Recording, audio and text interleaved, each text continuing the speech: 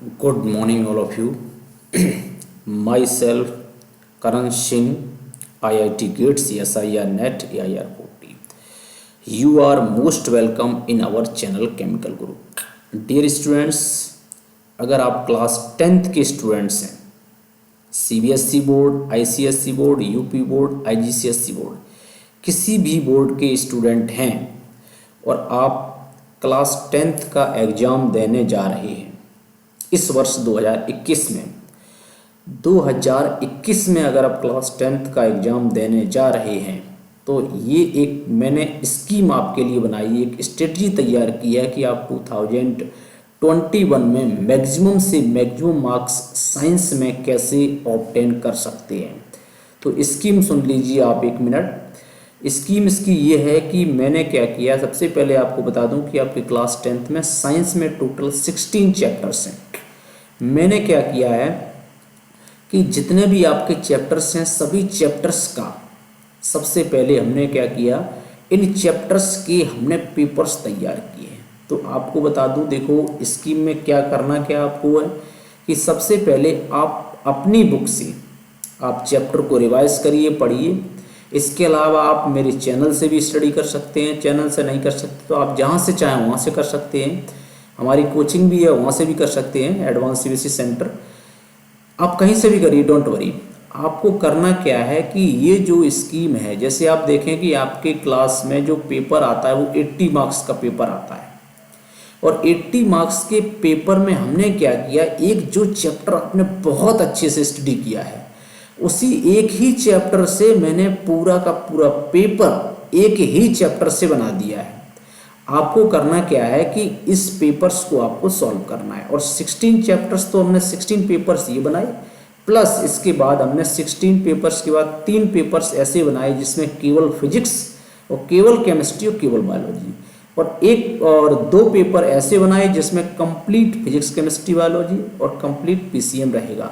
तो कुल मिलाकर के जो हमने स्कीम तैयार की है जिसमें 21 पेपर हैं और आप विश्वास मानिए कि ये 21 पेपर ये 2021 के लिए आपके लिए एक रामबाण की तरह सिद्ध होंगे। अगर आप हाई स्कूल में हैं तो डेफिनेटली आप कंटिन्यू बने रहिएगा। मैं एक एक करके अपलोड कर दूंगा, काफ़ी जल्दी ही कर रहा हूँ। मैंने पेपर 1 अपलोड कर दिया, पेपर 2 आज मैं अपलोड कर रहा हूँ। तो पहले आप क्या करेंगे, सबसे पहले आप इन पेपर्स को सॉल्व करने से पहले क्वेश्चन को देखिए, खुद से गैस करिए कि आंसर क्या हो सकता है। इसके बाद मैं एक एक करके जो एक्सप्लेन कर रहा हूँ उसका आप एक्सप्लेनेशन देख लीजिए। तो डियर स्टूडेंट्स, बने रहिए अपने चैनल के साथ और अपने फ्रेंड्स में आप शेयर कर सकते हैं, सब्सक्राइब लाइक कर सकते हैं। तो ओके, मैं क्वेश्चन नंबर फर्स्ट स्टार्ट करता हूँ। तो सबसे पहले देखेंगे कि क्वेश्चन जो यहाँ पर 1 है, तो देखो क्वेश्चन दे रखा है कि on the one of the constituent of baking powder is sodium hydrogen carbonate and the other constituent is। सबसे पहले तो देख लो कि कह रहा है कि बेकिंग पाउडर है ना। बेकिंग पाउडर जानते हैं क्या होता है? बेकिंग पाउडर जो है 2 कंपोनेंट का एक मिक्सचर है। बेकिंग पाउडर की बेसिकली अगर देखा जाए तो ये 2 कंपोनेंट्स का मिक्सचर है, ठीक है। 2 कंपोनेंट्स कौन कौन से हैं तो आपको बता देते हैं।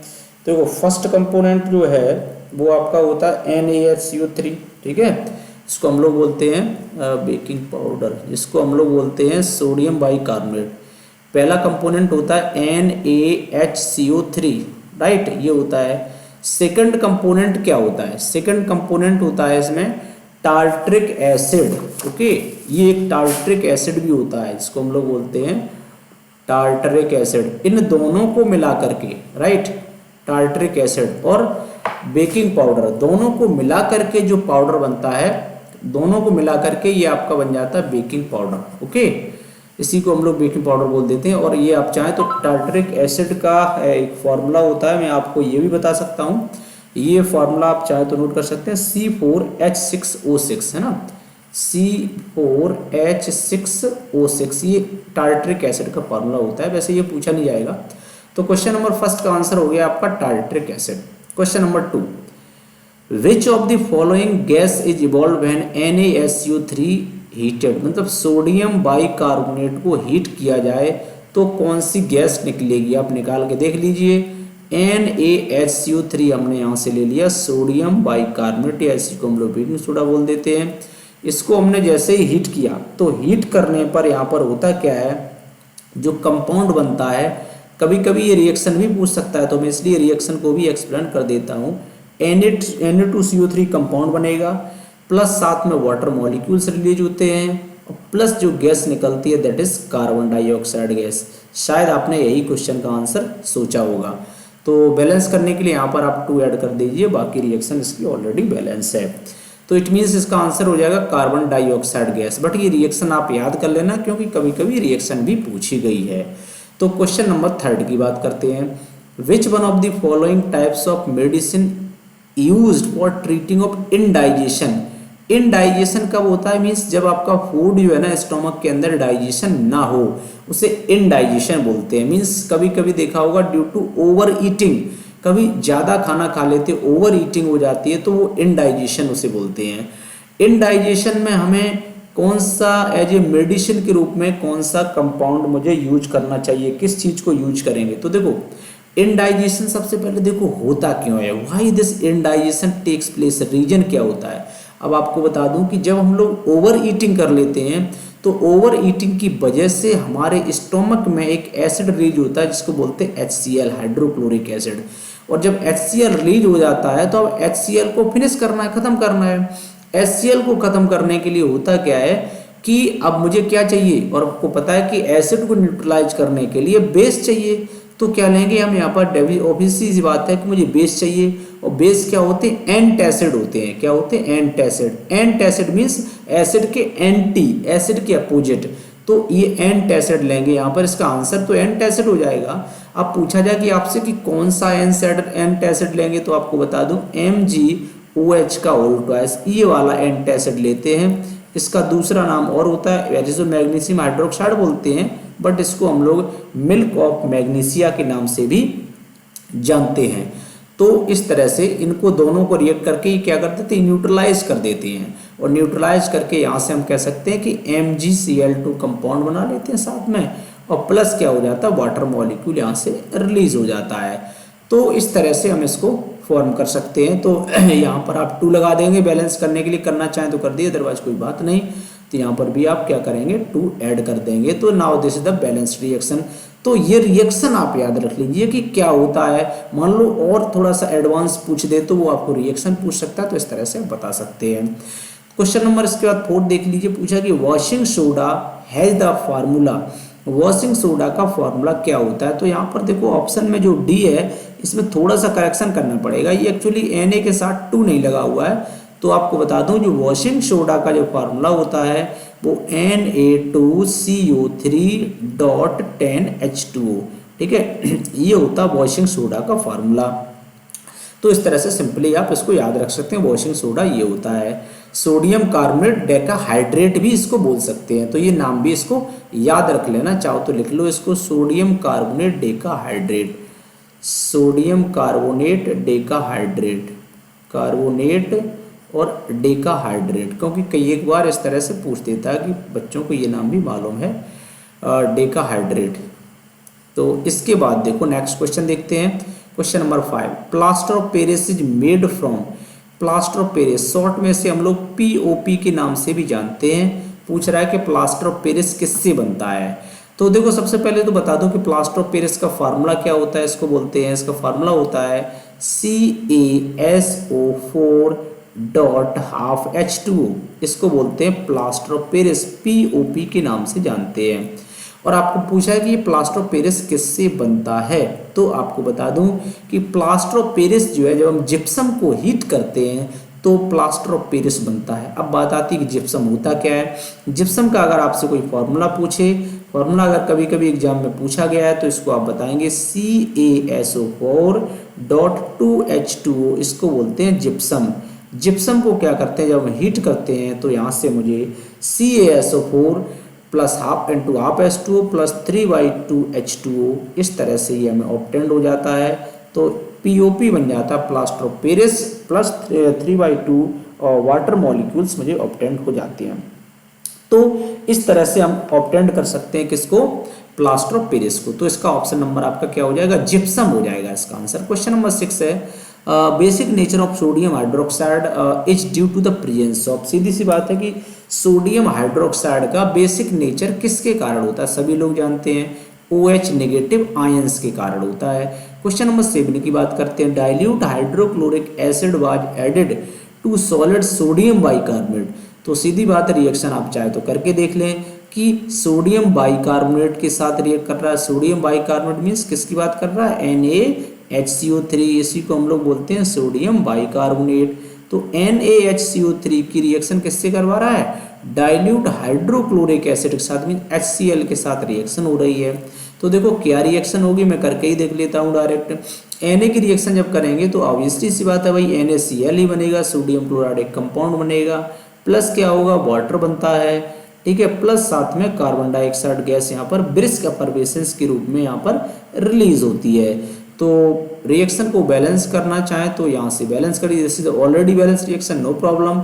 तो कह रहा है कि एक gas evolve with the pop sound.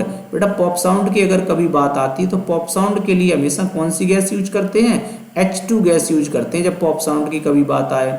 Brisk effervescence was produce, yes this is the right answer, brisk effervescence ही प्रोड्यूस्ड होगी। तो क्वेश्चन नंबर 6 का आंसर हमारा क्या हो जाएगा, 7 का आंसर हमारा जो है वो बी हो जाएगा, ब्रिस्क एफर्वेसेंस वाज प्रोड्यूस्ड।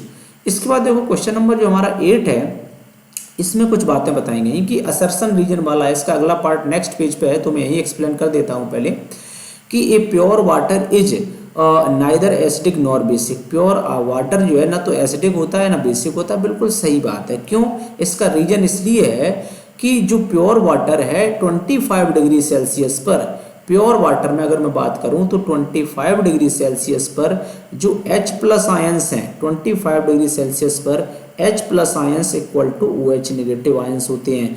जब H+ आयंस और OH नेगेटिव आयंस किसी सॉल्यूशन में इक्वल होंगे तो वो सॉल्यूशन ना तो एसिडिक होगा ना ही बेसिक होगा, दैट मीन्स वो न्यूट्रल होगा।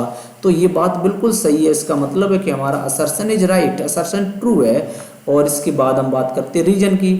तो अब इसका ऐसा क्यों होता है भाई, कोई भी एसिडिक सॉल्यूशन प्योर वाटर ना तो एसिडिक होता है ना बेसिक होता है, ठीक है, यानी कि न्यूट्रल होता है। क्यों होता है, बिकॉज आप बताएंगे कि प्योर वाटर में H+ आयन का कंसंट्रेशन OH नेगेटिव आयन के कंसंट्रेशन के बराबर होता है। किस पर कंडीशन पर, रूम टेम्परेचर पर। इसलिए ये आपका कैसा होता है, ना तो एसिडिक होता है ना ही बेसिक। ये इसका रीजन है असर्शन का। असर्शन जो ए है उसका रीजन ये है जो मैंने यहाँ लिखा है, लेकिन इसमें रीजन दिया क्या है, रीजन में कह रहे हैं कि pH of a solution is inversely proportional to the concentration of hydrogen ion. भाई ये बात तो सही है कि जो pH है किसी सॉल्यूशन की वो कंसंट्रेशन हाइड्रोनियम आयन कंसंट्रेशन के inversely proportional, means H+ ion का कंसंट्रेशन जितना ज़्यादा बढ़ेगा pH वैल्यू उतनी ही कम होगी, यानी कि कम pH वैल्यू जब होती है तो उतना ज़्यादा स्ट्रॉन्ग एसिड होता है, राइट। तो ये बात तो सही है, रीजन तो सही है, बट ये रीजन असर्शन का करेक्ट एक्सप्लेनेशन नहीं है। तो इस टाइप का क्वेश्चन आपको थोड़ा सा घुमा सकता है, बट आपको घूमना नहीं है, अच्छे से समझेंगे तो आप आराम से कर पाएंगे। तो इसका मतलब क्या हो गया, इसमें हम देखेंगे इसका जो आंसर हो जाएगा कि assertion and reason both are the correct but reason is not the correct explanation of the assertion. तो ये अगले पेज पे दे रखा है, मैं इसका ऑप्शन अभी बता देता हूँ, इसका ऑप्शन बी इसका राइट आंसर हो जाएगा। ठीक है, क्या समझे कि assertion is the correct, assertion and reason both are the correct but reason is not the correct explanation of the assertion. तो इस तरह से हम लोग इजिली इसको कंप्लीट कर सकते हैं।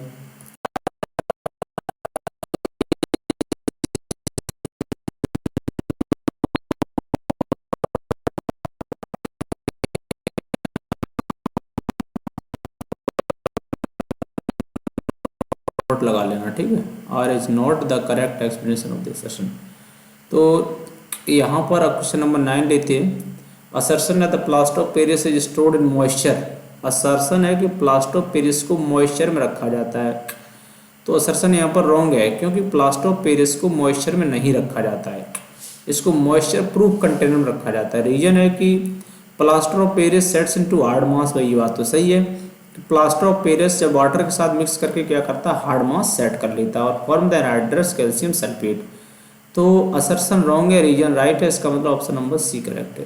क्वेश्चन नंबर 10 है स्टेट द ट्रू फॉल्स, है ना। The lower the pH stronger the acid, तो पीएच जितनी कम होगी और उतना ही एसिड स्ट्रॉन्ग होगा, तो बिल्कुल बात सही है, ट्रू है, इसका आंसर ट्रू हो जाएगा। क्वेश्चन नंबर 11 है fill in the blanks, phenolphthalein turns colourless when acid is added to as, तो फिनोल्फथेलीन क्या करता है, ये कलरलेस में टर्न हो जाता है, ठीक है, जब उसमें क्या करते हैं कोई एडेड एसिड ऐड होता है, बेस अगर होता है तो पिंक कलर में चेंज हो जाता है। क्वेश्चन नंबर 12 है कि what the chemical name of the washing soda, तो option washing soda chemical name पूछ दिया गया, तो and name the 3 raw materials used in making the washing soda by the Solvay process, और 3 आपको रॉ मटेरियल्स भी बताने हैं कि जिससे हम लोग वॉशिंग सोडा बना सकते हैं, ठीक है। तो सबसे पहले देखो वॉशिंग सोडा का फार्मूला आप लोग जानते ही है, वॉशिंग सोडा का फार्मूला क्या होगा, ठीक है। तो अगर हम वॉशिंग सोडा के फार्मूले की यहाँ से बात करें तो देखेंगे कि वॉशिंग सोडा जो होता है वो क्या होता है, Na2CO3 Na2CO3.10H2O, इसी को हम लोग वॉशिंग सोडा बोलते हैं, नहीं कपड़े धुलने वाला जो सोडा होता है, जो कपड़े वगैरह से धुलते हैं तो उसको हम लोग बोल देते हैं वॉशिंग सोडा, ठीक है। और इसके बाद देखो नेक्स्ट हम बात कर लेते हैं इसके आगे, तो इसमें आपसे सॉल्वे प्रोसेस पूछ रहा है। देखो हम आपको बताते हैं सॉल्वे प्रोसेस है क्या। एक्चुअली सॉल्वे प्रोसेस में Na2CO3.10H2 को बनाने का एक मेथड है, तो इसके कुछ स्टेप्स होते हैं सॉल्वे प्रोसेस के, तो मैं स्टेप्स बता देता हूँ आपको, थोड़ा सा बड़ा जरूर है। स्टेप नंबर फर्स्ट है इसका, ये सबसे पहले CaCO3 को लेते हैं, कैल्शियम कार्बोनेट जो होता है CaCO3 सॉलिड को हीट करते हैं, और हीट करके ये 2 पार्ट में CaO calcium oxide plus carbon dioxide में यहाँ से डिसोसिएट हो जाता है, कार्बन डाइऑक्साइड गैस निकलती है। फिर क्या होता है जो CO स्टेप नंबर 2 में ये जो गैस निकली हुई है, इस गैस की रिएक्शन हम करा देते हैं अमोनिया से, यानी कि अमोनिया के 2 मॉलिक्यूल लेकर के, और साथ में यानी अमोनिया सॉल्यूशन प्लस ये CO2 जो गैस निकली थी कार्बन डाइऑक्साइड, इसकी रिएक्शन करा देते हैं, तो यहाँ से बन जाता है NH4, यानी कि अमोनियम NH4 का होल 4 अमोनियम बाइकार्बोनेट बन जाता है, ठीक है, NH4 का होल ट्वाइस और HCO3, ये फॉर्म हो जाता है। तो इस तरह से इसके बाद देखो फिर हम करते क्या है, NH4 का होल ट्वाइस और सॉरी यहाँ CO3 है ना, इसको बोलते हैं ammonium carbonate, right, ammonium carbonate बन जाता है। इसको बैलेंस कर दीजिए, तो ये चूँकि ऑलरेडी बैलेंस है कोई प्रॉब्लम नहीं है। क्वेश्चन इसके बाद थर्ड स्टेप जो उसका हो जाता है, फिर हम लेते हैं क्या है कि जो NH4 का होल ट्वाइस, यानी कि हम कहेंगे ये NH4 का whole twice ammonium carbonate, NH4 का whole twice CO3, ammonium carbonate को क्या करते हैं फिर से हम रिएक्ट करा देते हैं H2O के साथ और प्लस CO2 के साथ, फिर से हमने क्या किया इसमें दोबारा से इसी को ट्रीट करा दिया H2O और CO2 के साथ, तो क्या होगा 2 मॉलिक्यूल इसी के बन जाएंगे, NH4 का होल ट्वाइस यहाँ से बन जाएगा जा करके, और ये फॉर्म हो जाएगा HCO3, है ना, NH4 का NH4 HCO3 ये बन जाएगा NH4, इसको बोलेंगे, ऊपर वाला था सोडियम का अमोनियम कार्बोनेट, इसका नाम था अमोनियम कार्बोनेट, ये बन जाएगा अमोनियम बाइकार्बोनेट। अब क्या होता है फिर हम ये अमोनियम बाइकार्बोनेट की स्टेप नंबर 4, इसमें रिएक्शन कराते हैं अमोनियम बाइकार्बोनेट NH4, है ना, अमोनियम ले लिया यहाँ से HCO3, ammonium bicarbonate NaHCO3, ammonium bicarbonate को अब हम हीट कर रहे हैं। तो जैसे ही मैं इसको अगर हीट करता हूँ अमोनियम बाइकार्बोनेट को, इसके साथ NaCl के साथ हीट कर देते हैं, इसमें थोड़ा सा जो है NaCl मिलाते हैं, तो 2 प्रोडक्ट में चेंज हो जाता है NaHCO3 प्लस और यहाँ से NH4Cl, ये प्रोडक्ट यहाँ से बनाता है अमोनियम क्लोराइड प्लस Na। अब ये बन गया हमारा NaHCO3 यानी कि सोडियम बाइकार्बोनेट बन गया, इसका मुझे काम है NaHCO3 सोडियम बाइकार्बोनेट। फिर हम क्या करते हैं स्टेप नंबर 5 में 2 मॉलिक्यूल लेते हैं NaHCO3 के, यानी कि सोडियम बाइकार्बोनेट के, NaHCO3 सोडियम बाइकार्बोनेट के 2 मॉलिक्यूल लेकर के हम इसको हीट कर देते, तो 2 पार्ट में डिसोसिएट हो जाता है, यहाँ से Na2CO3 और plus CO2 plus H2O plus CO2 plus H2O। फिर हम क्या करते हैं कि यहाँ से जो Na2CO3 बना स्टेप नंबर 6 में Na2CO3 जो आपका फॉर्म हुआ, इसकी रिएक्शन फाइनली में 10 वाटर मॉलिक्यूल से करा देते हैं, मतलब कितने से भी करा दो वो 10 ही उसके साथ अटैच होंगे। तो ये हो जाएगा Na2CO3.10H2O। इसी को बोलते हैं वॉशिंग सोडा, ठीक है, या फिर इसको बोल देते हैं क्या, सोडियम कार्बोनेट डाइहाइड्रेट। तो यही क्या है, वॉशिंग सोडा। इस पूरे प्रोसेस को हम लोग सॉल्वे प्रोसेस बोलते हैं। तो देखो क्वेश्चन में आपसे क्या कहा गया है, क्वेश्चन में ये कहा गया है कि जो सॉल्वे प्रोसेस हो रहा है उसमें किसी 3 केमिकल के नाम बताइए, 3 कंपाउंड के नाम बताइए जो सॉल्वे प्रोसेस में यूज होते हैं, ठीक है। तो आप यहाँ से बता सकते हैं भाई कौन कौन से सॉल्वे प्रोसेस में यूज होते हैं, बहुत सारे ले लिए। एक ले लो कैल्शियम कार्बोनेट, ठीक है, दूसरा अमोनिया ले लो, और तीसरा क्या ले सकते हो, NaCl ले लो। तो और भी ले सकते हो, बाइकार्बोनेट ले सकते हो। तो ये 3 कंपाउंड आप लिख दीजिए, calcium carbonate, ammonia plus NaCl। तो ये इसका थोड़ा सा प्रोसेस बड़ा था, तो इसमें आपको लिखना था। इसके बाद देखो हम बात कर लेते हैं क्वेश्चन नंबर 13 में क्या कह रहा है कि why is sodium hydrogen carbonate is essential ingredient in the most of antacid. Most of antacid में जो आपका सोडियम, हम कह सकते हैं कि why sodium hydrogen carbonate essential, ये एसेंशियल इंग्रेडिएंट क्यों होता है, क्योंकि इसका रीजन है सोडियम हाइड्रोजन कार्बोनेट जो है ना, ये एक स्लाइटली एल्कलाइन नेचर का होता है। तो आप बताएंगे ऐसा क्यों होता है। This is due to the slightly alkaline nature of sodium hydrogen carbonate. क्यों होता है, due to slightly alkaline nature. Alkaline means हल्का सा ही बेसिक नेचर का होता है। Due to slightly alkaline nature of, किसका नेचर, sodium hydrogen carbonate. Question number 14 है which the main constituent of cement, है ना। सीमेंट का मेन कॉन्स्टिट्यूएंट कर क्या है, मतलब सीमेंट किस किस से मिलकर के बना होता है। What the main constituent of cement. तो देखो आपको बता दें सीमेंट के जो मेन मेजर कंपोनेंट है कैल्शियम ऑक्साइड, आपको बता दें, जो कि होता है 70% कैल्शियम ऑक्साइड प्रेजेंट होता है सीमेंट के बनने में।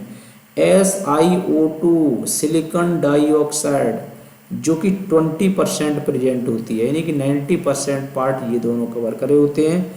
Al2O3 एल्युमिनियम ऑक्साइड, और जो Al2O3 है ये आपका 5%। तो कुल मिलाकर के आप देख रहे हैं केवल 3 कंपाउंड जो है और पूरे के पूरे सीमेंट का 95% पार्ट कवर करते हैं, calcium oxide, SiO2, Al2O3।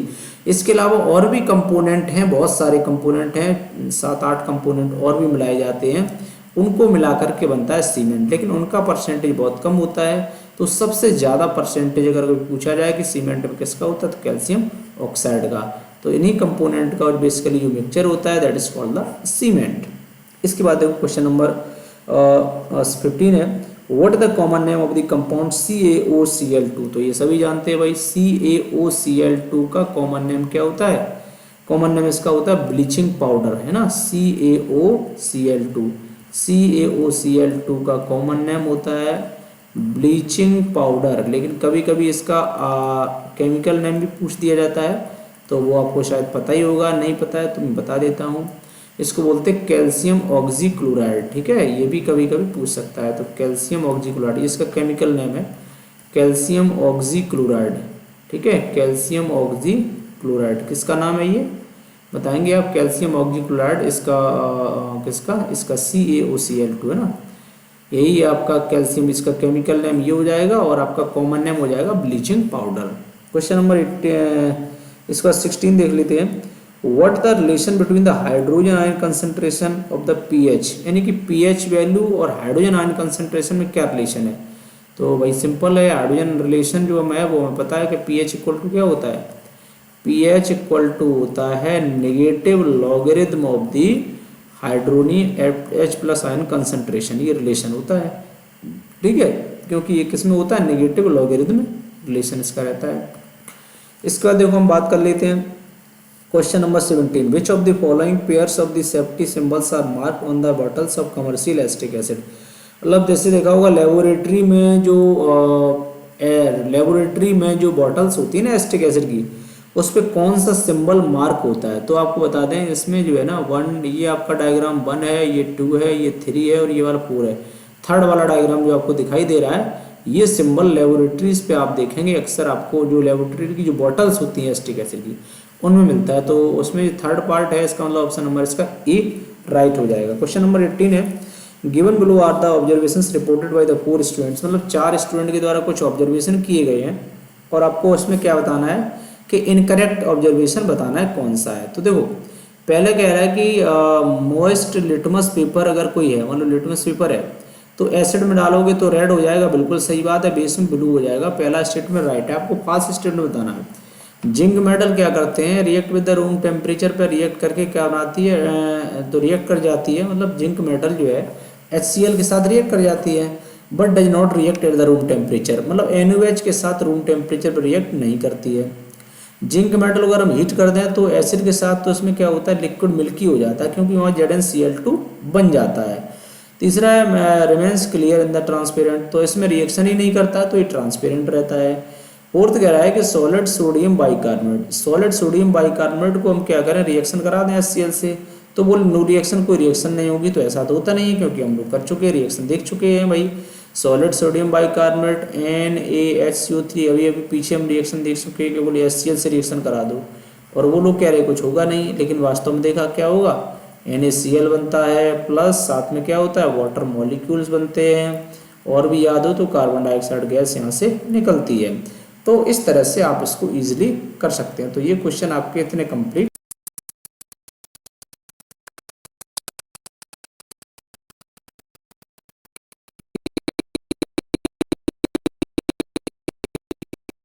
Metal compound A reacts with dilute hydrochloric acid to produce effervescence. The gas evolved extinguishes a burning candle.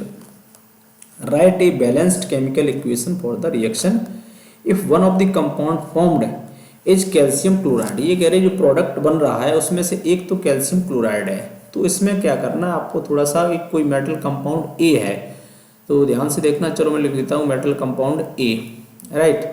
और एक ही रिएक्शन कर रहे हैं किसके साथ, कंपाउंड डाइल्यूट हाइड्रोक्लोरिक एसिड के साथ, HCl के साथ रिएक्शन कर रहे हैं, और HCl के साथ रिएक्शन करके जो प्रोडक्ट बन रहा है, बोले एक कंपाउंड तो क्या है, कैल्शियम ऑलरेडी क्या रखा है, कैल्शियम क्लोराइड एक कंपाउंड बनेगा, एक कैल्शियम क्लोराइड, और दूसरा हमसे ये कह दिया, हिंट में दे रखा है कि अफरवेसेंस निकल रही है, तो अफरवेसेंस तो हमेशा किसकी निकलती है, कार्बन डाइऑक्साइड की, तो यहाँ पर निकल रहा है CO2 कार्बन डाइऑक्साइड, प्लस साथ में कुछ वाटर वगैरह भी निकल रहा होगा।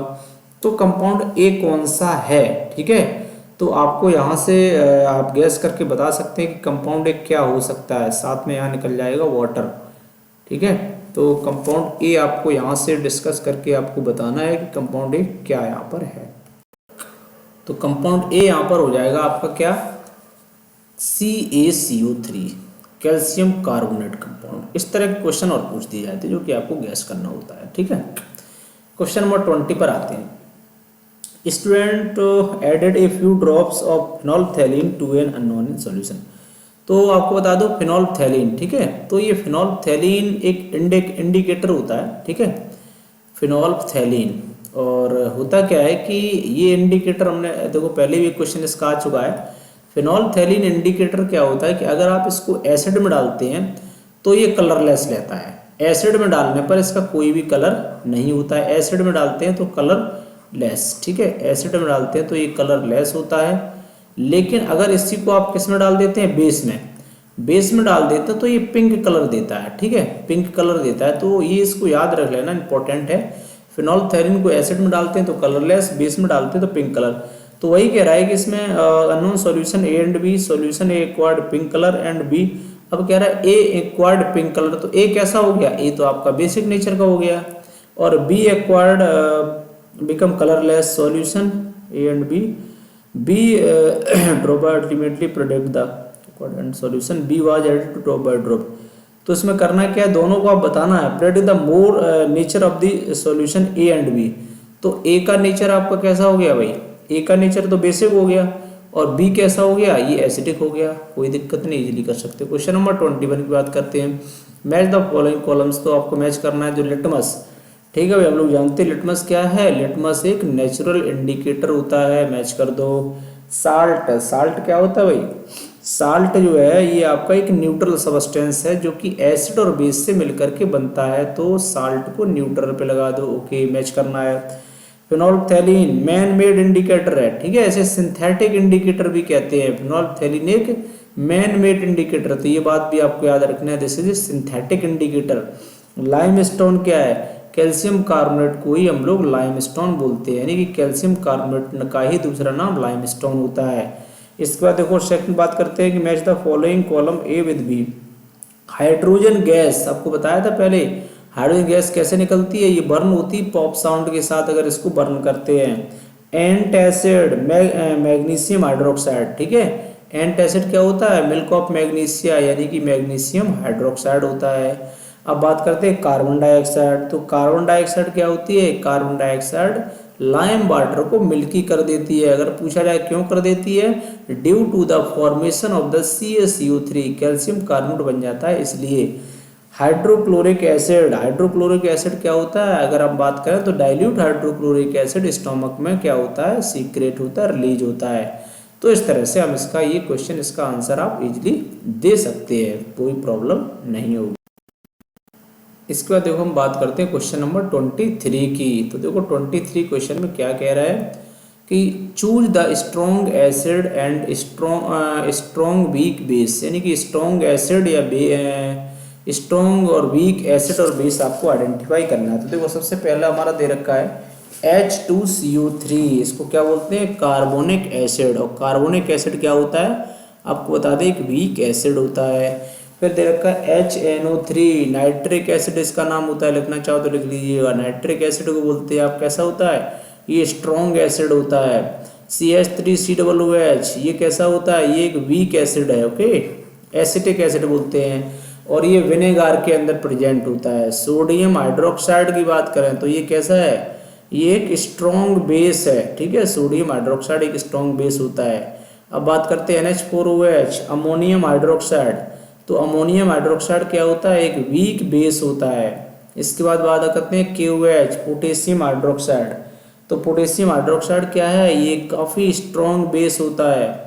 CaOH का उल्टा है कैल्शियम हाइड्रोक्साइड, तो कैल्शियम हाइड्रोक्साइड क्या है, ये एक वीक बेस है, जिसको हमने अभी बताया था क्या होता है, ये वीक बेस होता है, ठीक है, जिसे हम लोग कह सकते हैं कि स्लेट लाइम के नाम से भी जाना जाता है। HCl हाइड्रोक्लोरिक एसिड, ये तो काफ़ी स्ट्रॉन्ग एसिड होता है। तो इस तरह से हम लोग इजीली कर सकते हैं, तो आप नोट कर सकते हैं इसको।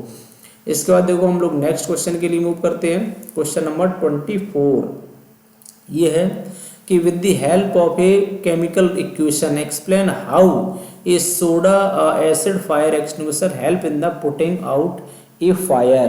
तो कहने का मतलब जो सोडा एसिड फायर एक्सटिंग्विशर है, ये किस तरह से आग बुझाने में आपकी हेल्प करता है। तो देखो सीधी सी बात है, जो soda help in the chemical equation से समझाना है, ठीक है। तो देखो केमिकल इक्वेशन बना दो भाई, सोडा जो एसिड एक्सटिंग्विशर होते हैं ना, सोडा एसिड फायर एक्सटिंग्विशर आपने देखा होगा स्कूल्स में लगे रहते हैं, ठीक है, रेड रेड कलर के जो बॉटल्स होते हैं बड़े बड़े, उन्हीं को सोडा एसिड फायर एक्सटिंग्विशर बोल देते हैं। तो केमिकल इक्वेशन समझाना होता है।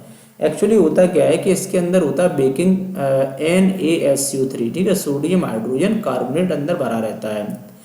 NaSO3 होता क्या है कि साथ में रहता है H2SO4। जब ये दोनों आपस में रिएक्शन करते हैं H2SO4 और NaSO3, तो होता क्या है, यहाँ से कंपाउंड बनता है जो कि Na2, इसको बोलते हैं Na2SO4 सोडियम सल्फेट, प्लस साथ में निकलता है यहाँ से वाटर मॉलिक्यूल, और प्लस रहती है कार्बन डाइऑक्साइड, काफ़ी स्पीड में गैस निकलती है। यही गैस क्या करती है, उसको फायर को एक्सटिंग्विश करने में हेल्प करती है, यानी कि ये ऑक्सीजन की सप्लाई को ब्रेक डाउन कर देती है, जिससे क्या होती है, फायर एक्सटिंग्विश हो जाती है। इस तरह से रिएक्शन को बैलेंस, तो ये रिएक्शन पूछी गई तो आप इसको कर सकते हैं। इसके बाद देखो क्वेश्चन नंबर हम 25 की बात करते हैं। Complete the following, sodium hydroxide की रिएक्शन जिंक से की गई, तो दो प्रोडक्ट उसने देखो प्लस करके बना दिया है, तो आप दो प्रोडक्ट बना सकते हैं। एक तो बनता है Na2ZNO2, जिसको बोलते हैं सोडियम जिंकेट, प्लस साथ में क्या होती है, H2 गैस निकलती है। तो इस तरह से रिएक्शन को आप बता सकते हैं। क्वेश्चन नंबर 26 की बात करते हैं। Anhydrous hydrogen chloride is not an acid, but its aqueous solution is a strong acid. Explain। तो ये कह रहा है कि एनहाइड्रस हाइड्रोजन क्लोराइड है, एनहाइड्रस का मतलब होता है कि जिसमें वाटर मॉलिक्यूल्स प्रेजेंट ना हो। एनहाइड्रस HCl अगर है तो वो आपका एसिड की तरह बिहेव नहीं करता है, जबकि अगर एक्वस है, एक्वस मीन्स जिसमें वाटर हो, तो वो एसिड की तरह बिहेव करता है। ऐसा क्यों? इसका रीजन मैं आपको बता दूं, क्योंकि कोई भी अगर एसिड है, it always shows it's character only in the presence of acid. क्यों करता है एसिड शो? क्योंकि इसका रीजन है कि हमें पता है कि एसिड क्यों होता है। एसिड का एसिडिक कैरेक्टर इसलिए होता है क्योंकि उसमें हाइड्रोनियम आयंस होते हैं, और हाइड्रोनियम आयन केवल वाटर में ही शो हो सकते हैं। देखो H+ होता है, Cl नेगेटिव होता है, तो यहाँ से बन जाता है H3O पॉजिटिव हाइड्रोनियम आयन। और हाइड्रोनियम आयन प्रोड्यूस होने के लिए वाटर का होना बहुत ही नेसेसरी है। इसलिए क्या होता है, हम कहेंगे कि वाटर में डिजोल्व करने पर HCl अपने हाइड्रोनियम आयन रिलीज कर देता है। इसलिए एक्वस सॉल्यूशन में HCl जो है एक स्ट्रॉन्ग एसिड की तरह वर्क करता है, जबकि एनहाइड्रस में ये एसिड की तरह वर्क नहीं करता है। क्वेश्चन नंबर 28 की बात 7 की बात करते हैं। Give 2 important uses of washing soda and baking soda. तो ये तो आप सभी जानते हैं, सिंपल सा क्वेश्चन है। वॉशिंग सोडा का यूज कहाँ करते हैं और बेकिंग सोडा कहाँ करते हैं? तो वॉशिंग सोडा की अगर हम बात करें, जैसे क्लॉथ वगैरह वॉश करने में, ठीक है, इसमें हम लोग यूज़ कर लेते हैं, ठीक है। बाकी वॉशिंग सोडा जो आपका Na2SCO3 है, ठीक है, तो ये बहुत सारी जगह यूज कर सकते हैं। ये आपका कॉमन सा क्वेश्चन है, आप इसको कर सकते हैं। बेकिंग सोडा की अगर हम बात करें तो बेकिंग पाउडर को बनाने में एंटासिड के रूप में, ठीक है, यहाँ किया जाता है। तो इसके बाद देखो क्वेश्चन नंबर 28 की बात कर लेते हैं कि what do you understand by the acidic oxide. Acidic oxide क्या होते हैं? तो एसिडिक ऑक्साइड आपको बता दें, जो नॉन मेटेलिक ऑक्साइड्स होते हैं उनको हम लोग एसिडिक ऑक्साइड बोलते हैं। Non metallic oxide, non metallic oxide जैसे एक एग्जाम्पल भी बता दो आप। CO2 कार्बन एक नॉन मेटल है, तो ये नॉन मेटेलिक ऑक्साइड है। सल्फर एक नॉन मेटल है, SO2 नॉन मेटेलिक ऑक्साइड है। SO3 ये भी एक नॉन मेटेलिक ऑक्साइड है। तो ये देखने में एसिड नहीं लग रहे हैं, but they all are act as a acid. इनका एसिडिक बिहेवियर होता है, वाटर के प्रेजेंस में ये शो करते हैं। क्यों? तो हम कह सकते हैं कि नॉन मेटेलिक ऑक्साइड जो है सभी एसिड की तरह बिहेव करते हैं। तो आपको 2 एग्जाम्पल पूछे गए, तो मैंने आपको 3 एग्जाम्पल यहाँ से बता दिए। क्वेश्चन नंबर 29 कह रहा है कि you have 2 solutions A and B, the pH of solution A is 6। तो ये कह रहा है 2 सॉल्यूशन है हमारे पास, A की जो pH है वो 6 है, और एक सॉल्यूशन जो B है जिसकी pH आपको गिवन है कितनी, 8। तो 2 सॉल्यूशन है, A की pH 6 है, B की pH आपकी 8 है। फिर कह रहा है कि which solution has more hydrogen ion concentration, which of these is acidic and which one is basic. Hydrogen ion concentration किस में ज़्यादा होंगे? इसमें A में हाइड्रोजन आयन कंसंट्रेशन ज़्यादा होंगे, और जिसमें हाइड्रोजन आयन कंसंट्रेशन ज़्यादा होंगे वही आपका कैसा होगा, एसिडिक होगा। 8 वाला आपका कैसा होगा, बेसिक होगा। तो इस तरह से इसका आंसर दे सकते हैं क्वेश्चन नंबर 29 का। इसके बाद क्वेश्चन नंबर 30 है। क्वेश्चन नंबर 30 आपका read the following and answer the any 4 questions. तो a scale of the measurement hydronium ion in the solution is called the pH scale. The pH of neutral solution is 7। बिल्कुल सही बात है, एक neutral solution की जो pH है वो 7 होती है। A value of less than 7 on the pH scale represented the acidic solution as the pH। तो अगला क्वेश्चन हम इसमें नेक्स्ट पेज में है, तो मैं इसको देख लेता हूँ। क्वेश्चन है, ठीक है, तो इसको आप इजीली कर सकते हैं, सिंपल है, कोई दिक्कत नहीं। क्वेश्चन फर्स्ट है, the human body works with in the pH of. Human body किस pH पर करती है? तो आपको बता दूं ये 7 से 7.8 है ना, इस pH इस पे वर्क करती है। तो ऑप्शन सी हो जाएगा। The strength of acid and bases depends on. Acid और बेस की जो स्ट्रेंथ है वो A और B दोनों पर डिपेंड करती है, मीन्स H+ आयन पे भी और OH नेगेटिव आयन पे। थर्ड पार्ट है, a solution turns red litmus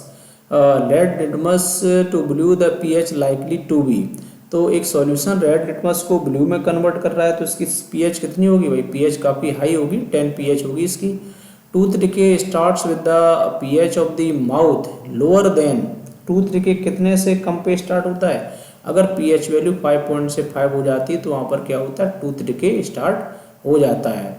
तो इसके बाद देखो नेक्स्ट हम बात कर लेते हैं, ठीक है, यहाँ से क्वेश्चन नंबर 5th पार्ट इसका है। 5th पार्ट की बात करते हैं, तो 5th पार्ट में देखेंगे कि क्या है, the higher the hydronium ion concentration its pH value, तो क्या होगा कि higher the hydronium ion concentration, hydronium ion concentration अगर ज़्यादा है तो इसकी पीएच वैल्यू क्या होगी, इसका आंसर आपका हो जाएगा लोअर।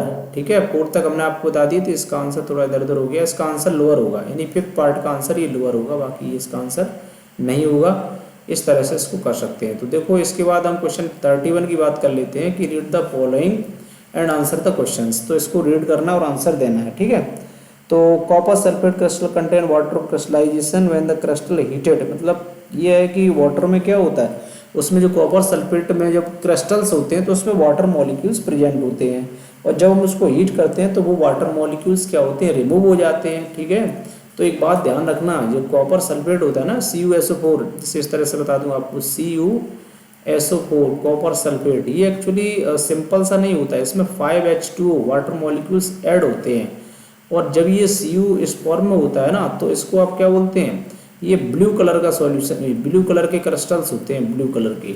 अगर आप इसको हीट कर दोगे ना तो ये 5 वाटर मॉलिक्यूल्स रिमूव हो जाते हैं, निकल जाते हैं। तो यहाँ से क्या होता है कि CuSO4 केवल कॉपर सल्फेट का ही क्रिस्टल बचता है, जो कि कैसा होता है, वाइट कलर का होता है। ठीक है, या कलरलेस भी हम इसको कह सकते हैं। तो वही इसमें समझाया गया है, the crystal can be moistured again, कह रहा है कि फिर से इसको मॉइस्चर किया जा सकता है ना। The water crystallization fixed number of water molecule present in the one formula of unit copper. बोले वाटर क्रिस्टलाइजेशन क्या है, तो एक फार्मूला जो आपका है 1 मोल कॉपर में कह सकते हैं कि जितने वाटर मॉलिक्यूल अटैच होते हैं उसको हम वाटर क्रिस्टलाइजेशन बोलते हैं। On heating the gypsum at 373 Kelvin temperature it loses the water molecules and become calcium sulphate. तो कह रहा है कि जिप्सम को भी अगर हम हीट करें तो इसी तरह की रिएक्शन है, जिप्सम जानते हैं, अभी बताया था, क्या बताया था, CaSO4। अगर हम जिप्सम को हीट करते हैं .2H2O, तो इसमें भी क्या होता है, ये भी वाटर मॉलिक्यूल रिलीज करता है, वाटर मॉलिक्यूल्स, और कैल्शियम सल्फेट बनाता है। इसको अगर हम हीट कर देते हैं तो ये क्या बनाता है, CaSO4 कैल्शियम सल्फेट और प्लस आपका 2H2 वाटर मॉलिक्यूल रिलीज कर देता है। तो अब ये कुछ क्वेश्चंस आपको दे रखे हैं, तो इनके आपको आंसर्स देने हैं, तो एक एक करके हम इनके आंसर्स देखो। इसमें जो है अब कह रहा है कि अगला क्वेश्चन का इसका जो पार्ट है, if the crystal of moisture water with water, यानी कि वाटर के साथ जो मॉइस्चर क्रिस्टल्स हैं क्या करेंगे, ब्लू कलर ऑफ क्रिस्टल्स, तो कैसे दिखाई देंगे, वो आपके ब्लू कलर के फिल इन द ब्लैंक्स में बताना था। ठीक है, तो ब्लू कलर का मतलब ऑप्शन नंबर इसका फर्स्ट हो जाएगा। सेकंड है कि what is the commercial name of calcium sulphate hemihydrate, calcium sulphate hemihydrate, ये तो अभी अभी करवाया था, CaSO4 .12H2O calcium sulphate hemihydrate. ये कमर्शियल नेम किसका है भाई, प्लास्टर ऑफ पेरिस का, ऑप्शन नंबर C।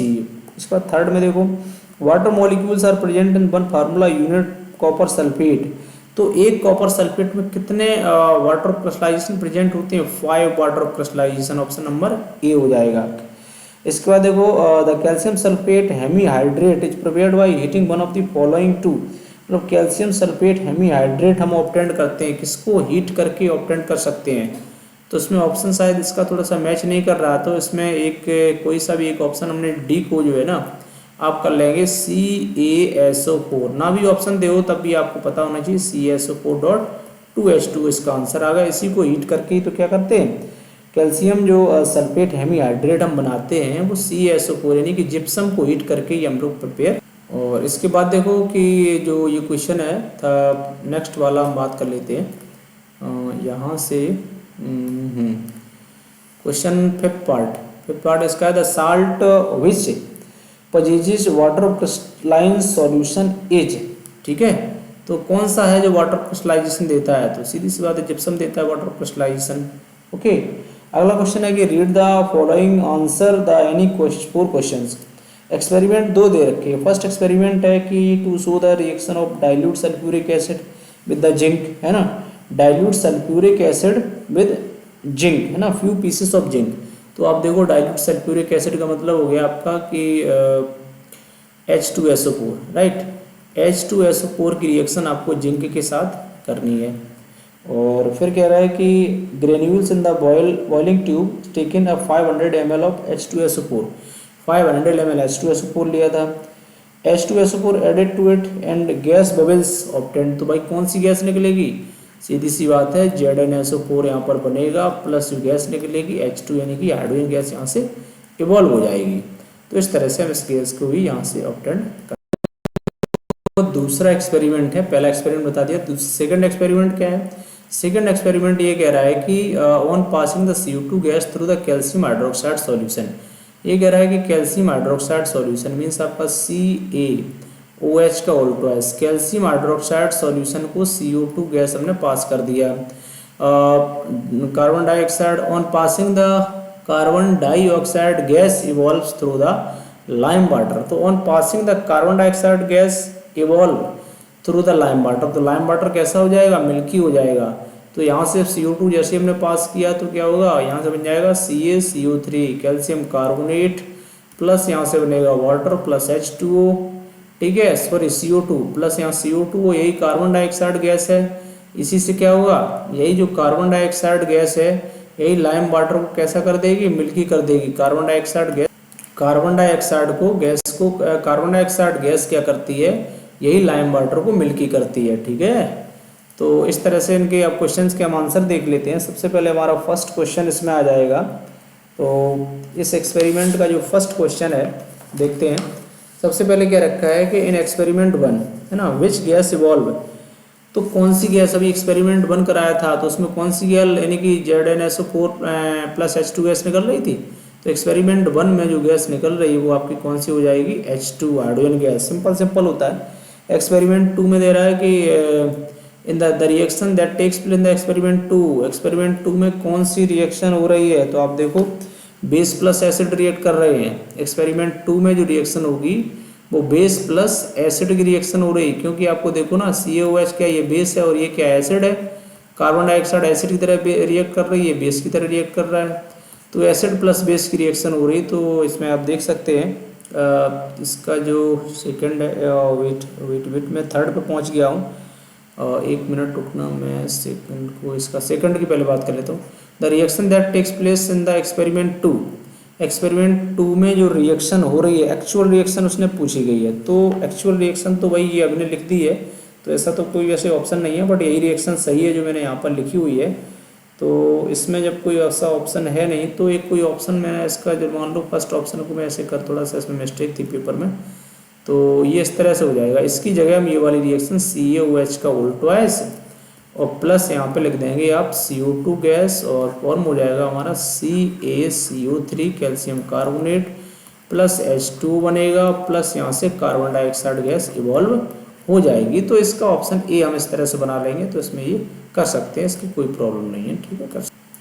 इसके बाद देखो नेक्स्ट हम बात कर लेते हैं। क्वेश्चन नंबर अब थर्ड पार्ट आ जाता है कि in the experiment the neutralisation reaction can be written as, है ना। तो न्यूट्रलाइजेशन रिएक्शन कैसे लिख सकते हैं? तो बेस प्लस एसिड और साल्ट प्लस वाटर, ये न्यूट्रलाइजेशन रिएक्शन होती है। फिर बहुत पार्ट है the chemical formula of sodium zincate. Sodium zincate का केमिकल फार्मूला क्या होता है? सभी जानते हैं, Na2ZnO2। तो इसका Na2ZnO2 होता है, तो इसमें किसी एक में मैं थोड़ा सा चेंज कर लूँगा, ये बाई मिस्टेक इसमें सही से नहीं आया। चलो मैं एक को, किसी भी एक को आप बना सकते हैं, Na2ZnO2, ये इसका फार्मूला होता है सोडियम जिंकेट का। और इसके अलावा क्वेश्चन है in the experiment 2 the product which is formed on passing the excess of CO2 in CaCO3। तो कहने का मतलब है कि जो एक्सपेरिमेंट 2 में product which is formed on passing the excess of CO2, excess of CO2 को जब पास करते हैं तो कौन सा प्रोडक्ट बन जाता है? तो यहाँ पर जो प्रोडक्ट बनता है वो आपको बता दूँ, कैल्शियम बाइकार्बोनेट। यहाँ पर डी ऑप्शन बाई चांस नहीं आया है, तो ये आपका CaSO3 का वोल्टोइस कैल्शियम बाइकार्बोनेट। अगर एक्सेस में पास कर देंगे CO2, अगर लिमिट में करेंगे, कम मात्रा में करेंगे तो CaCO3 बन जाता है, लाइम वाटर होता है ना। और जब ये बन जाता है CaS3 का वोल्टोइस, तो लाइम जो मिल्कीनेस क्या होती है, डिसअपियर हो जाती है इसके कारण। तो ये भी लिख सकते हैं कि मिल्कीनेस डिसअपियर, ठीक है, milkiness disappear due to this compound, disappear due to calcium bicarbonate. Okay, तो इस तरह से इसको आप इजीली कंप्लीट। पास 33 है, read the following and answer the any questions, ठीक है, इनको स्टडी करके क्वेश्चन के आंसर देने हैं। तो इसको आप पहले तो रीड कर लें, और ना भी रीड करें तो भी आप इसके आंसर दे सकते हैं, क्योंकि आपने इतना पढ़ रखा है, ठीक है। तो मैं डायरेक्ट देखता हूँ, आप इसको रीड कर लीजिएगा। जैसे मैं क्वेश्चन नंबर फर्स्ट की बात करता हूँ, इसमें द प्रोडक्ट ऑफ क्लोर एल्कली है ना, तो क्लोर एल्कली प्रोसेस का भाई क्या प्रोडक्ट होता है, तो इसका H2Cl2 और NaOH ये प्रोडक्ट इसके होते हैं, H2Cl2 और NaOH, ठीक है। तो क्लोर एल्कली प्रोसेस NCERT में गिवन है, देख सकते हैं। सेकंड है name the acid present the baking powder. Baking powder में कौन सा एसिड होता है भाई, बेकिंग पाउडर में बताया था अभी, टार्टरिक एसिड होता है। थर्ड है washing soda is, washing soda किस टाइप का साल्ट है, तो वॉशिंग सोडा एक टाइप का बेसिक साल्ट होता है। और which salt is use in the manufacturing of borax, तो बोरेक्स को बनाने में कौन सा साल्ट का यूज करते हैं, जो वॉशिंग सोडा है ना, इसका यूज हम लोग बोरेक्स को बनाने में भी। इसके बाद देखो नेक्स्ट क्वेश्चन जो है आपके लिए, क्वेश्चन नंबर आपका इसी का एक नेक्स्ट पार्ट है, फिफ्थ पार्ट देख लेते हैं। Sodium hydroxide solution is formed near, है ना, कहाँ पर बनेगा, तो एक एनोड है एक कैथोड है, तो ये आपका कैथोड पर बन जाता है। इसके बाद देखो कुछ क्वेश्चंस हैं, तो ये आपके थोड़े से लॉन्ग टाइप के क्वेश्चंस हैं और इनको आप इजीली कर सकते हैं। क्वेश्चन मैं देख लेता हूँ कि how are the bases classified based upon their strength and concentration, तो स्ट्रेंथ और कंसंट्रेशन के बेस पे कैसे क्लासिफाइड किया गया है ना, on the basis of strength की बात करें तो स्ट्रेंथ के बेस पे मैं थोड़ा शॉर्ट में बताता हूँ, डिटेल में लिख लेना। स्ट्रेंथ के बेस पे दो पार्ट में क्लासीफाई किया गया था, कौन कौन से, स्ट्रॉन्ग एसिड, स्ट्रॉन्ग और वीक, है ना। तो एक तो आपके कहते हैं स्ट्रॉन्ग बेस थे और वीक बेस थे, स्ट्रॉन्ग बेस थे और इसमें, और दूसरा था, फर्स्ट स्ट्रॉन्ग बेस था, दूसरा वीक बेस था, तो ये क्लासिफिकेशन हो जाएगा। और दूसरा कह रहा है कि on the basis of concentration, तो कंसंट्रेशन के आधार पर दो पार्ट में किया गया, कौन कौन से, एक डाइल्यूट एसिड डाइल्यूट थे, ठीक है, तो इसमें classified they basis of strength, basis की बात की डाइल्यूट बेस, तो एक हो जाएगा आपका डाइल्यूट बेस और एक हो जाएगा आपका कंसंट्रेटेड बेस, ठीक है, डाइल्यूट और कंसंट्रेटेड बेस। तो यहाँ पर आप देख सकते हैं, तो इसमें थोड़ा थोड़ा बता दूँ, स्ट्रॉन्ग का मतलब वो होता है कि जब कोई बेस वाटर में डिजोल्व करने पर कंप्लीटली डिसोसिएट हो जाए तो उसको हम लोग बोल देते हैं स्ट्रॉन्ग बेस, ठीक है। और जो पार्शियली डिसोसिएट हो वीक बेस, एग्जाम्पल चाहो तो लिख सकते हो, NaOH इसका एग्जाम्पल हो जाएगा, KOH इसका एग्जाम्पल लिखेंगे, तो इसका डिटेल में आप देख लेना। वीक में वीक बेस क्या होता है, वीक बेस में जैसे बात करें कि जो पार्शियली डिसोसिएट हो, जैसे एग्जाम्पल में NH4OH का ले सकते हो। डाइल्यूट बेस क्या होते हैं, जिसमें क्या होता है OH नेगेटिव आयन का कंसंट्रेशन कैसा होता है, लेस कंसंट्रेशन हो, less concentration OH negative ion का। इसमें क्या होता हो, इसमें मोर OH नेगेटिव आयन का कंसंट्रेशन हो, मोर OH नेगेटिव आयन कंसंट्रेशन हो, तो उसको हम लोग कंसंट्रेटेड बेस बोल देते हैं। तो ये तो क्वेश्चन फर्स्ट हो गया। सेकंड पार्ट जैसे देखो 35 है, 35 की बात करता हूँ कि give the experiment to show that the blue vitriol crystals contain water of crystallisation, तो बताना है कि ब्लू विट्रियोल में वाटर ऑफ क्रिस्टलाइजेशन होता है, तो एक्सपेरिमेंट करके बताना था, एक टेस्ट ट्यूब वगैरह लेके बना के दिखा देना। तो करना क्या है, आपको कुछ भी नहीं करना, सिंपल सा है, CuSO4 ले लेना, कॉपर सल्फेट को लेकर के एग्जाम में आए तो वाटर, इसी को ब्लू विट्रियोल भी बोलते हैं, ठीक है, जो कॉपर सल्फेट है ना, इसी का नाम होता है ब्लू विट्रियोल, ठीक है, ब्लू विट्रियोल। कुछ नहीं करना है, इसको हीट करते टेस्ट ट्यूब में बना के एक्सपेरिमेंट टाइप का शो करना है, तो ये क्या होगा, CuSO4 बचेगा व्हाइट कलर का, और प्लस में ये आपका जो वाटर है ना, ये वाटर के मॉलिक्यूल यहाँ से रिलीज हो जाएंगे। इसका देखो क्वेश्चन नंबर आपका 36 का first part, what is meant by the pH, तो pH क्या है, तो pH की अगर हम बात करें तो भाई pH वैल्यू जो है, pH इक्वल टू डिफाइन कर देना, pH equal to negative logarithm of the hydronium ion concentration, इसी को हम लोग बोल देते हैं pH, negative logarithm of the H+ ion concentration. What is the neutral substance? What color will you get when you added the few drops of the universal indicator to test tube containing the distilled water? तो कैसा colour आपको मिलेगा, तो इसका आपका colour जो मिलेगा वो आपको ग्रीन कलर मिलेगा, तो इसका आंसर हो जाएगा ग्रीन कलर। तो dear students, I hope that कि इस तरह से ये आपको समझ में आया होगा, ठीक है। तो स्टूडेंट्स इस तरह से आप कंटिन्यू अपने चैनल पर हैं। अगर आपको ये लग रहा है कि ये मेथड जो मैं अभी टीच कर रहा हूँ ये आपको मतलब कुछ आ रहा है थोड़ा बहुत समझ में, तो इसमें कमेंट करके कुछ रिस्पांस दीजिएगा, बताइएगा कि कैसा लग रहा है वीडियो। और इसके अलावा फिर आप इसको अपने फ्रेंड्स में भी शेयर कर सकते हैं, सब्सक्राइब कर सकते हैं। और पूरा अभी मैंने पेपर ये सेकंड दिया है आपको, इसके बाद मैं अभी थर्ड कराऊंगा, फोर्थ कराऊंगा, एक एक करके मैं सारे करा दूंगा। ओके, तो बने रहिए कंटिन्यू। Thank you. जय हिंद, जय भारत।